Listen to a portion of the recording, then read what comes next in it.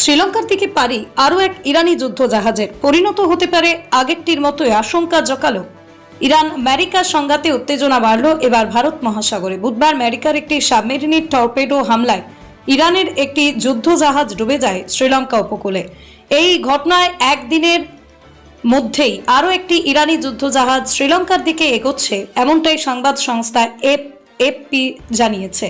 এই ঘটনা নতুন উদ্বেগ তৈরি করেছে আন্তর্জাতিক নিরাপত্তা বিশ্লেষকদের মধ্যে।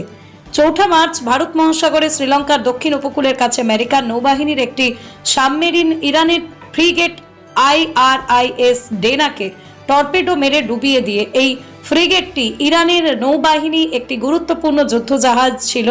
সাবমেরিন থেকে চালানো এই আকস্মিক টর্পেডো হামলা সম্পর্কে জানিয়েছিলেন আমেরিকার প্রতিরক্ষা সচিব পিট হেগসেট। বিশেষজ্ঞদের মতে দ্বিতীয় বিশ্বযুদ্ধের পরেই প্রথম আমেরিকান সাবমেরিন কোনো শত্রু যুদ্ধ জাহাজকে সরাসরি টর্পেডো দিয়ে আঘাত করে ডুবিয়ে দিয়েছে। স্থানীয় কর্তৃপক্ষ জানিয়েছে উদ্ধার হওয়া 87 জন নাবিকের দেহাবশেষ ইরানের প্রতিনিধিদের কাছে হস্তান্তরের জন্য প্রশাসনিক ব্যবস্থা নেওয়া হচ্ছে। দক্ষিণাঞ্চলের বন্দরবন নগরী গলের প্রধান হাসপাতালে দায়িত্বপ্রাপ্ত কর্মকর্তারা জানিয়েছে উদ্ধার হওয়া 32 জন ইরানি নাবিক এখনও সেখানে চিকিৎসাধীন রয়েছেন। এই ঘটনার একদিন পরই আরও একটা ইরানি যুদ্ধজাহাজ শ্রীলঙ্কার দিকে অগ্রসর হচ্ছে। সূত্র থেকে জানা গিয়েছে এই জাহাজটিতে 100-রও বেশি নাবিক রয়েছেন।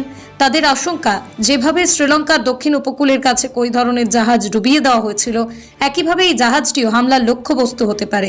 এদিকে মধ্যপ্রাচ্যের সংঘাত বৃহস্পতিবার পড়ল 6ষ্ঠ দিনে।